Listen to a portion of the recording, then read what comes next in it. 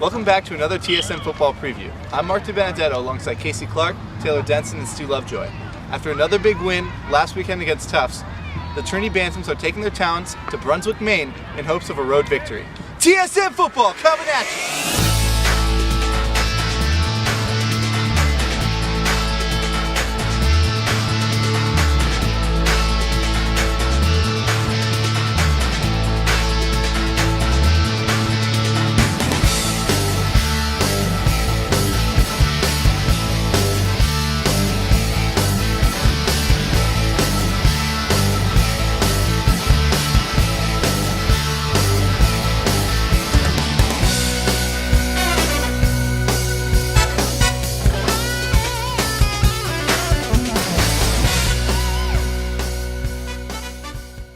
My focus of the week is avoiding a trap game loss in the long road trip up to Bowdoin. At 1-3, the Bowdoin Polar Bears don't appear to be much of a threat, but if Trinity takes them lightly, they could find themselves in a world of trouble. Bowdoin's loss last week to Hamilton College has left them furious and motivated to come out and prove there are no pushovers in the NESCAC. Expect the Polar Bears to be playing hard and focused on Saturday, and that means that the Bantams will have to be on their A game in order to tame them. My focus of the week is the Trinity linebacking core. Last week, Trinity gave Tufts a whooping, taking them on a 60-minute tour through Pound Town. What is a little worrisome, though, was the fact that Trinity's defensive secondary accounted for nearly half of the tackles for the Bants. Now, the Jumbo's offense had to resort to going through the air to try and rally a comeback on the scoreboard, which would result in more plays going to the secondary. But Trinity has such a commanding linebacking core. I just want to see them making more plays around the defense. This coming Saturday, the Bants will be up against a very similar team in the Bowdoin Polar Bears. Linebackers should be focusing on eliminating the short yardage pass while also meeting the ball carriers at the line of scrimmage and adding stats to the tackle for loss column. My focus this week is going to be integrating the younger wide receivers into the game. Now, we've all seen some spectacular stuff out of sophomore fullback Michael Budness, but I'm talking about getting guys like Chris Ragone, Ian Duggar, and Adrian Johnson into the offense for more than a target or two apiece. All those guys have shown that they can handle the role they play with now, and with more than a capable quarterback in Ryan Burgess, they're definitely going to be needing to see more snaps. This weekend against Bowdoin is a prime opportunity to get these guys more game time experience, as the Polar Bears are giving up way more pass yards than rush yards this season, so the Trinity offensive unit will be needing to go to the air to move the chains. Considering the upcoming 3 games against the 3 hardest teams in the NESCAC, this game against Bowdoin will provide a pivotal opportunity for these young wide receivers to get the very much needed experience and confidence before those big games. My focus of the week is turnovers. As the Bantams travel to Bowdoin this week to play the Polar Bears, it will be essential to protect the football. With only 4 games left on the schedule, Bowdoin is the last major underdog the Bantams will face all season. The Bantams have one of the most high-powered offenses in the NESCAC, but turnovers could lead to a huge upset by the Polar Bears. With an important game against Middlebury on the horizon and an undefeated record on the line, look for the Bantams to continue what they've done all season, protect the ball, and come up with a huge win this week against Bowdoin.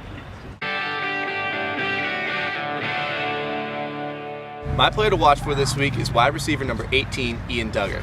Duggar made a name for himself in high school as an all-state and all-academic player for William H. Hall High School right down the street in West Hartford. In just 3 games as a Trinity Bantam, he has amassed 4 catches for 66 yards, averaging 22 yards per catch. With the Bantam's expanded passing game, I am looking for Duggar to get even more involved this week against an inconsistent Bowdoin secondary. Look for Duggar to come up with a few more catches this Saturday and even maybe his first touchdown catch of his career. My player to watch for this week is sophomore linebacker Tom Zemansky, coming off a high tackle game with 1 sack for a 9-yard loss against the Jumbos last week.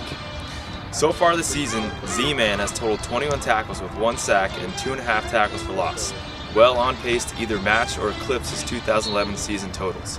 This week, Zemansky should really take advantage of going up against yet another struggling offense, bringing with him a full head of steam from last week's game.